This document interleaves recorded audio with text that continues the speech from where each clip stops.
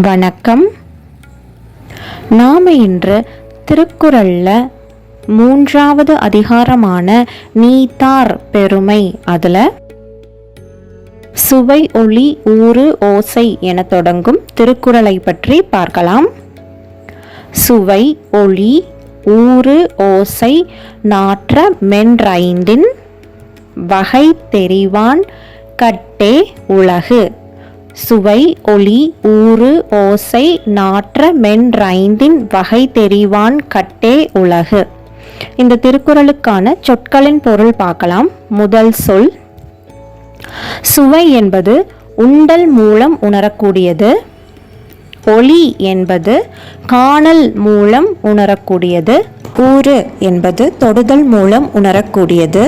ஓசை என்பது கேட்டல் மூலம் உணரக்கூடியது. நாற்றம் என்பது முகர்தல் மூலம் உணரக்கூடியது. என்ற ஐந்தின் என்றால் ஆகிய ஐந்தின். வகை தெரிவான் என்றால் கூறுபாடுகளை தெரிந்தவர். அது யாருன்னா நீத்தார். கட்டே என்றால் வசம். உலகு என்றால் உலகம். சுவை ஒளி ஊறு ஓசை நாற்றம் என்பது 5 புலன்களை குறிக்கும். அந்த 5 புலன்களின் கூறுபாடுகளை தெரிந்தவர் நீத்தார். அந்த நீத்தார் வசமே உலகம் இருக்கிறது என்பது இந்த குறள் கூறும் பொருள். அடுத்து இந்த திருக்குறளுக்கான விளக்கம் பார்க்கலாம். சுவை ஒளி ஊறு ஓசை மனம் என்று கூறப்படும் ஐவகை புலன்கள் பற்றியும் அவற்றின் இயக்கங்கள் பற்றியும் அறிந்திருக்கும் நீத்தார் இடத்தேதான் உலகம் அடங்கியுள்ளது.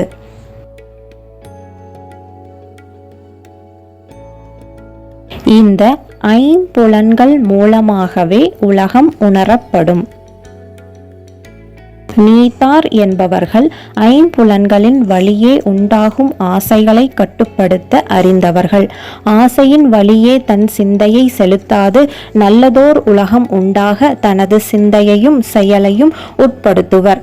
அவர்களின் வசமே இந்த உலகம் என்பது இத்திருக்குறளின் கருத்து. சுவை ஒளி ஊறு ஓசை நாற்ற மென்றைந்தின் வகை தெரிவான் கட்டே உலகு.